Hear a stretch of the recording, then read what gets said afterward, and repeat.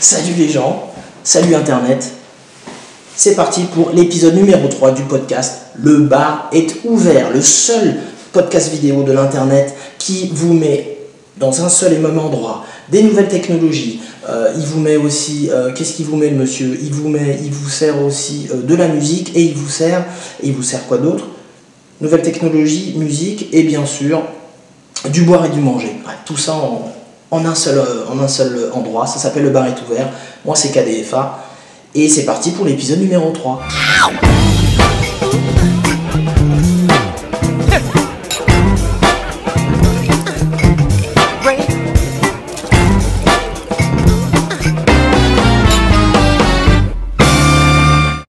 C'est parti donc. Oups, épisode numéro 3 avec ma petite balle en mousse déstressante. Viens ici. Donc épisode numéro 3, le premier épisode de l'an 2011. Donc bonne année, on s'en fout. Donc épisode numéro 3 2011. De quoi on cause? On va commencer par quoi? On va commencer par du boire et du manger. Comment on déguste un vin? Alors je vais vous faire ça rapide, parce qu'on va poser la question, ouais, comment tu fais? Il paraît que t'aimes bien déguster. Alors si vous me suivez sur Twitter, régulièrement vous devrez avoir paf des petits tweet pics comme ça qui apparaissent avec un petit verre de vin, une petite bouteille comme ça. Donc voilà, oui c'est vrai que j'aime bien ça, donc je veux partager ça avec vous. Et après je vous parlerai aussi de Stéphane Ries pour la KDTV, mais c'est un autre truc.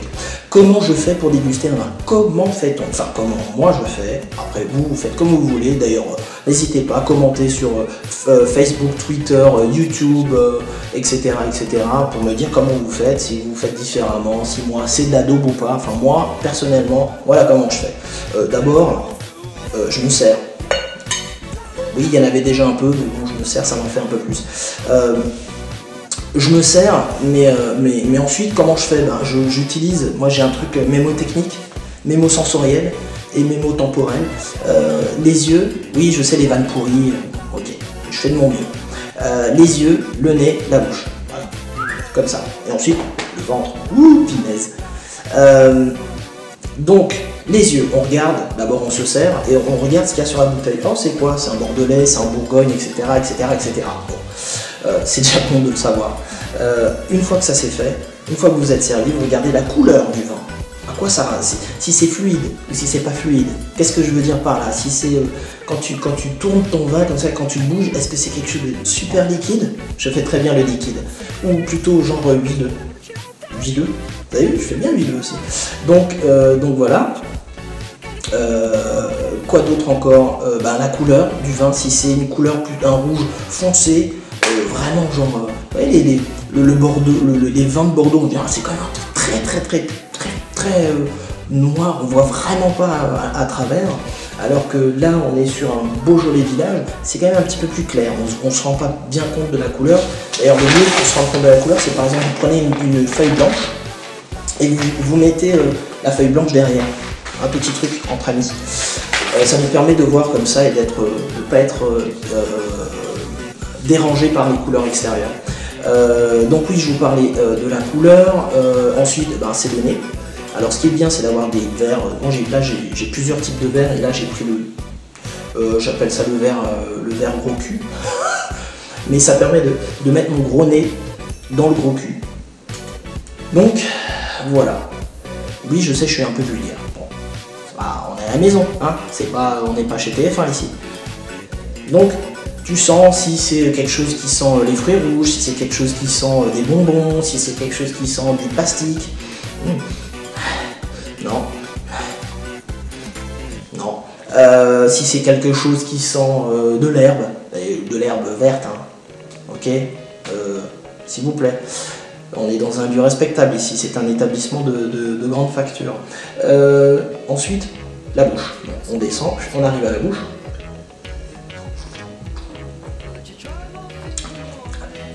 S'il y a de l'astringe, si c'est plutôt râpeux, si c'est plutôt doux comme ça, genre de la vanille, hein, ou alors du cuir, ou alors du cuir. Oui, du cuir. Si le râpeux comme ça, quand tu retournes ton cuir comme ça, voilà. Enfin bref. Après tu trouves tes références à toi qui te conviennent. Et puis voilà, qui commence déjà par soit j'aime, j'aime pas. Il n'y a pas de... on est tous des spécialistes. C'est pour ça d'ailleurs que j'ai mis d'ailleurs mon brassard Guy Vaynerchuk. Ok. Allez faire un tour, hein. Je mets des liens au niveau du blog post de tous les gens dont je parle et de tous les sites dont je parle. Donc voilà, en gros, hein, je vous ai fait ça rapidement, mais tac tac tac, retenez bien les 3 phases, l'œil, le nez, la bouche. Paf, bing. Ça, c'est pour comment je fais pour déguster un vin. Ensuite, on va rester un peu dans le domaine du boire et du manger. Tiens, vous parlez de Stéphane Riss et de French Food TV, c'est un des contributeurs de la KDTV. Et donc je remercie ses nombreuses vidéos qu'il fait. Il a son channel YouTube, il a son site. Il faut aller faire un tour là-bas. Franchement, je vous le recommande vraiment. Si vous aimez le manger, il vous fait en gros découvrir le monde de la restauration. Enfin, le monde, on va dire. Il vous fait découvrir des mets, il vous fait découvrir des restaurants ou des chefs directement, de manière un petit peu sortie des sentiers battus. Et vraiment ça vaut le coup en plus d'être quelqu'un de sympa, vraiment Stéphane. Donc vraiment, il a participé notamment au dernier Masterchef. Ouais, je sais, c'est sur TF1, c'est pas non plus machin, mais si jamais il y a possibilité de regarder certains épisodes, des vieux épisodes de Masterchef, vous pourrez voir sa tête, à savoir à quoi il ressemble. Donc voilà. Ça, une de ses dernières vidéos, alors je vais essayer de... Oui, d'ailleurs vous avez remarqué, c'est plus le petit ordinateur blanc, mon petit netbook. Là, il s'agit d'un ordinateur gris avec une pomme dessus. Et oui, j'ai switché. Voilà. Donc, allez sur mon compte YouTube, vous verrez mon switchage, justement, mon unboxing notamment. Je suis passé sur MacBook Pro et d'ailleurs, une pensée pour toi, Stéphane Tozied, cette fois-ci un autre Stéphane Tozied de What ID. Qui faisait la réflexion sur les épisodes précédents, le premier et le deuxième, avec les bandes noires comme ça sur le côté. C'était parce que j'utilisais donc Movie Maker. Et là, j'ai déjà fait d'autres vidéos en utilisant mon MacBook Pro et en utilisant iMovie. Nickel. Alors là, j'ai plus de problème. En plus, je peux faire des effets, des trucs. Enfin bref. Normalement, vous devriez voir un petit peu le résultat là-dessus. Je me suis entraîné sur d'autres vidéos. Donc sur cet épisode, vous devrez avoir des petites animations, des trucs un peu sympas pour animer un petit peu cet épisode du Le bar est ouvert. Donc, je vous disais quoi? Moi, je vous parlais de Stéphane Riss. Ah oui, une de ses dernières vidéos, c'était quoi? C'était un chef. Mais je me souviens, c'est Sulpice, je crois que c'est ça. Enfin bref, allez faire un tour, il y a les liens qu'il faut, n'hésitez pas, vous ne serez pas déçus. Ça c'était pour la grosse page boire et manger. Sachez que toutes les vidéos de Stéphane Riss, enfin la plupart, vous les retrouvez sur la KDTV. Donc voilà, vous allez sur kdfa.fr et vous cherchez, il y a un petit onglet soit Watch de KDTV, un petit peu en haut, ou alors en bas vous avez automatiquement une petite fenêtre avec la KDTV qui tourne. D'ailleurs, ça me fait penser que je vais essayer de faire des petits lives. J'en ai fait il y a récemment, mais je vais essayer d'en faire pour cette année un petit peu plus régulièrement. C'est quand même assez sympa de pouvoir faire des lives et d'interagir en direct avec vous, parce qu'il y a un chat qui est intégré. Vous pouvez interagir sur Twitter, sur Facebook ou sur le chat de la KDTV elle-même. Donc je vais essayer d'en faire un petit peu plus parce que c'est quand même sympa.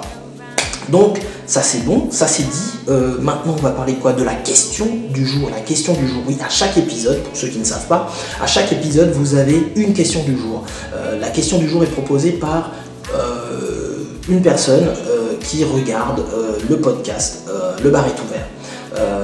Elle est proposée par donc un des lecteurs, auditeurs, vous appelez ça comme vous voulez, qui répond à la question de l'épisode précédent. Donc l'épisode précédent, l'épisode numéro 2, la question c'était quoi? C'était qui a créé le générique du podcast Le bar est ouvert? Et c'est Yannick, Vidi68, @Vidi68 sur Twitter, qui a répondu très justement. Il s'agissait donc de l'agence 3 Cafés, de Bastien de l'agence 3 Cafés, qui a créé ce générique du podcast. Et il a répondu ça sur le blog, tout simplement.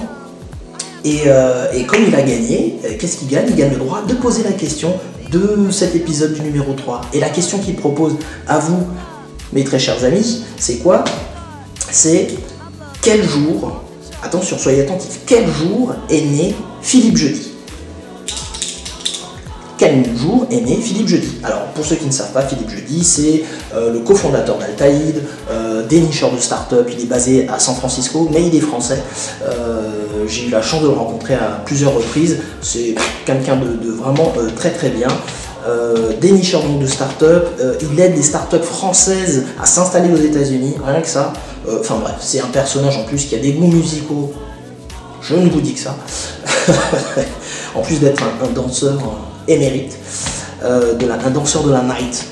Donc voilà, Philippe Jeudi. Pareil, lien sur le blog post et tout ça, il n'y a pas de souci, sur son blog, sur ses activités, etc. etc. Donc, quel jour est né Philippe Jeudi? Ça, c'est pour la question du jour de cet épisode. Ensuite, sur quoi on continue? On va continuer sur musique. Alors, je tenais à vous faire partager un truc que j'ai remarqué ces derniers temps, c'est qu'au niveau des musiques américaines, je vais arrêter avec ça, avec les musiques américaines, j'ai remarqué qu'il y a pas mal de groupes, de groupuscules musicaux comme ça, américains, qui sont inspirés par les musiques africaines. Forcément, ça me parle.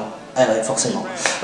J'entends par là des groupes comme, et que vraiment, je vous invite à les découvrir. J'espère qu'avec les effets, je vais pouvoir mettre des jaquettes, des trucs, pas possible, de manière à ce que vous puissiez visualiser un petit peu. Par exemple, Vampire Weekend, groupe américain,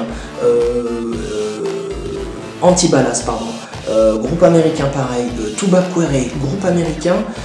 Alors, pour Vampire Weekend, c'est plutôt des inspirations d'Afrique du Sud, avec le titre comme Kwassa Kwassa, du Congo, d'Afrique du Sud, Cape Cod, Kwassa Kwassa, c'est le titre exact, où là vraiment, ils assument complètement les influences, c'est ça qui est étonnant.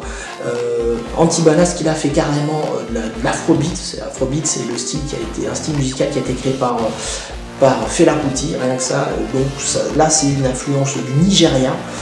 Sinon qu'est-ce que j'ai d'autre encore? J'ai Tuba Quere, qui là c'est un mélange entre le blues et la musique du Mali.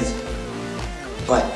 Alors, comme ça c'est pas très... il faut écouter, donc je vous mets les liens chaque fois, hein. Vous regardez, vous allez sur le blog, paf, et puis n'hésitez pas à me proposer d'autres groupes musicaux. Sur Facebook, sur Twitter, @KDFA. Sur Facebook, vous cherchez, vous allez sur kdfa.fr, vous cherchez, vous avez un onglet au-dessus où me trouver, et vous avez tout ce qu'il faut. Donc voilà, hein, voilà. Sinon, pour la musique, c'est à peu près tout ce que je voulais vous faire partager. Et puis maintenant, ça me fait dire qu'il serait temps de parler un petit peu nouvelles technologies, tout ça. Et qu'est-ce qu'il y a de la grosse news là en ce moment? C'est quoi? C'est la hausse de la TVA, de tout ce qui est téléphonie mobile et tout ce qui est les forfaits triple play internet. Qu'est-ce que ça veut dire? Ça veut dire que depuis le mois de janvier-février, paf, il y a une hausse de la TVA qui fait que vous, possesseurs de forfaits mobiles, téléphonie mobile ou possesseurs de forfaits en triple play, de quel que soit votre fournisseur d'accès internet, Free, SFR ou Orange, vous pouvez changer de fournisseur comme vous le désirez, sans préavis, sans rien, juste envoyer une lettre. Voilà, tout simplement parce que ça modifie les termes du contrat que vous avez signé. Juste ça. Et même si, peu importe combien de temps ça fait que vous êtes vous avez votre forfait, même si vous venez à peine de le souscrire, en gros, vous gardez votre téléphone. Ah, vous ne devez pas le rendre parce que vous n'êtes pas arrivé à terme du contrat. Non. Vous envoyez une lettre, vous dites voilà, les termes du contrat ont changé. Ça, voilà, je veux pouvoir changer. Donc sans préavis, vous n'avez pas de frais ou quoi que ce soit. Vous pouvez changer comme vous le voulez en toute liberté. Ça, c'est quand même un avantage qui est assez sympa. Parce que moi, personnellement, si vous me suivez sur Facebook, c'est ce que j'ai fait. Je suis chez SFR et j'ai dit, voilà, écoutez, moi je serais intéressé pour passer chez Free, d'ailleurs qui vient de sortir une nouvelle box, hein, la V6, qui claque quand même tout. Hein, ils sont en train de bien foutre voilà, hein, vous avez compris. Et ça, c'est pas mal. Donc voilà, n'hésitez pas. Téléphonez à votre fournisseur, parlez-leur de la hausse de TVA et vous allez voir, ils vont devenir tout gentils. Donc voilà, c'est à peu près tout pour aujourd'hui concernant l'épisode numéro 3. Remercier Pierre-Luc Lamel pour le petit dessin qu'il m'a fait sur le groupe Facebook KDFA, KDTV, pardon. Et puis voilà, hein, c'est à peu près tout. Je crois qu'on va terminer là-dessus parce que le temps presse. Je vous remercie, merci pour votre fidélité, ça m'encourage à continuer dans mes petites bêtises sur l'internet. Je vous dis salut, non, ce n'était pas Eddie Murphy, c'était bien KDFA et vous regardiez le bar est ouvert.